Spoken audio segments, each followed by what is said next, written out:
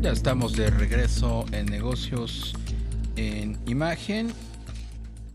La Asociación Nacional de Magistrados de Circuito y Jueces de Distrito del Poder Judicial de la Federación aceptó participar en la discusión pública de la reforma judicial previo a ser votada por el legislativo, pero con la confianza en que sus propuestas serían tomadas en cuenta. En un comunicado, la directiva de esta asociación civil aceptó la oferta de la presidenta electa Claudia Sheinbaum, quien luego de su reunión de ayer con el presidente Andrés Manuel López Obrador aceptó abrir el diálogo con distintos sectores a fin de discutir esta controvertida reforma judicial que presentó en el arranque de febrero el presidente Andrés Manuel López Obrador. Pues vamos a seguir con este mismo tema. Saludamos con mucho gusto a Arturo Pueblita. Él es presidente del Ilustre y Nacional Colegio de Abogados de México. Arturo, ¿cómo te va? Buenas tardes. Darío, qué gusto saludarte de nueva cuenta. Buenas tardes. El gusto es nuestro. También te saluda Rogelio Varela. Saludos, Arturo. Hola Rogelio, ¿cómo estás? Qué gusto verte. Oye, Arturo, pues, ¿cómo estás viendo lo que dijo ayer la presidenta electa Claudia Sheinbaum de abrir, pues, esta suerte de parlamento abierto, invitarlos a ustedes, a los empleados del Poder Judicial, a los ministros, a los jueces, a los magistrados, en fin, todo mundo en esta discusión para ver y procesar pues la reforma que tanto ha sido cuestionada que presentó el presidente López Obrador? ¿Confías Claro, en ese ejercicio? pues mira, ya tenemos la experiencia en diferentes ocasiones en que se han convocado a parlamentos abiertos, que sabemos que en muchos de los casos se termina convirtiendo meramente en un ejercicio para palomear y decir, bueno, es que los escuchamos, pero de todos modos tomamos una decisión, o ya la decisión estaba tomada, pero hicimos la simulación de escucharlos. Exacto. Yo sinceramente celebro que la doctora Claudia Sheinbaum haga esta mención y que haya reiterado la necesidad de generar un diálogo con expertos o con aquellas personas también que se puedan llegar a ver afectadas. Es muy importante que se escuche, hay mucho que se tiene que decir. Es muy importante decir que esto que se está proponiendo sería un sistema único en el mundo, que se entienda claramente. Eso no funciona así en Estados Unidos, por si lo quieren vender, que en Estados Unidos se elige a través del voto popular a los jueces. Eso sucede en algunos cuantos estados y estamos hablando de funciones de jueces, sinceramente, que no toman las decisiones más relevantes. En todos los países del mundo existen sistemas de carrera judicial en donde existen mecanismos de acceso a la judicatura a través de exámenes, en donde existen mecanismos de ir subiendo en las diferentes etapas, se convierten en jueces, después magistrados, y lo ideal es que de esos mismos magistrados puedan llegar a ver ministros, y en ese sentido habrá mucho que decir.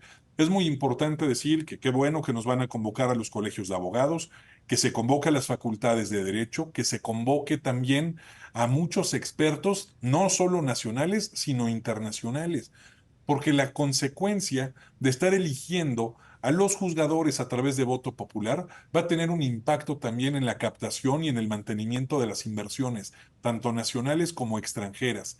La independencia judicial implica un reto muy importante que tiene que ver con el manejo de la seguridad jurídica y con el riesgo país, que es algo que todos los inversionistas están siempre revisando.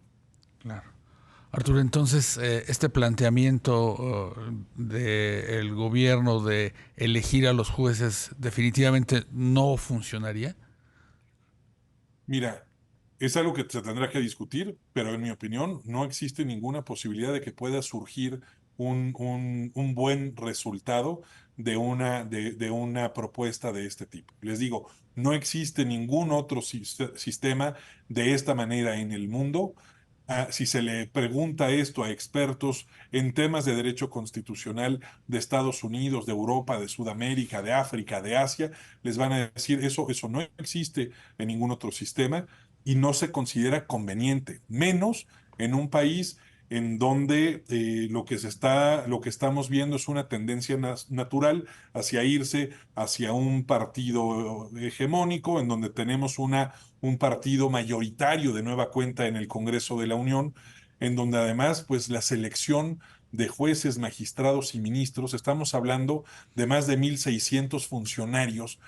En la elección que acabamos de pasar fueron un poco más de 600, son 629 funcionarios federales en todo el país, y esa elección costó 8,800 millones de pesos. ¿Cuánto costaría la elección de 1,600 jueces, magistrados y ministros? Oye, y si nos dijeran, bueno, entonces que nada más sean electos los ministros de la Corte, porque esos van a ser 9, según la propuesta, sinceramente tampoco es un tema que debiera ser así. Si a mí me dicen, oye, a una persona de tu familia va a tener que ser operada en el Instituto Mexicano del Seguro Social, ¿cómo se elige para la realización de una función técnica como es la que realiza un médico del Seguro Social al servicio del Estado? ¿Que se elijan los médicos por votación popular? Pues evidentemente no. Quien va a operar a una persona necesita haber acreditado una serie de habilidades técnicas. Exactamente lo mismo sucede con un juez. No es suficiente decir para que una persona llegue a ser juez el que tenga una edad de 30 o 35 años, que tenga una antigüedad de su título profesional de abogado de 10 años. Pues eso no es, y que sea muy popular, eso no es lo que se necesita para tener a un juez que pueda resolver. No nada más se necesita contar con un título profesional, sino que además se necesitan conocer y se necesita tener una serie de habilidades técnicas, como es el tema de la redacción de una sentencia. La propia abogacía es una profesión que está muy especializada. Los que se dedican a la materia laboral, los que se dedican a la materia penal, los que se dedican a la materia civil, desarrollan habilidades particulares.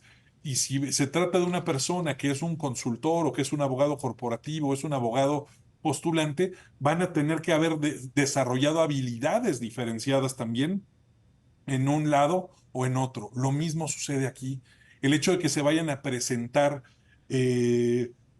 propuestas por parte del Ejecutivo, del Legislativo y del Judicial, pues eso tampoco va a generar una conciencia o una, una, una condición o una característica de que son los mejores perfiles. A la judicatura se debe acceder a través de exámenes. Si algo se debe cambiar, y en eso sí, yo creo que muchos juristas mexicanos estarán de acuerdo con eso, si algo se debe de cambiar es el procedimiento para la selección de los ministros de la Corte. Eso es cierto.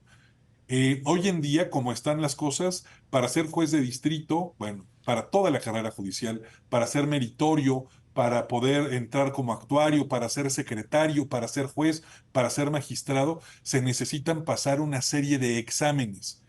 Eso mismo tiene que ser llevado. La existencia de habilidades básicas probadas tienen que llevarse al Poder Judicial. Claro. Estamos hablando de una función técnica, no de una función política.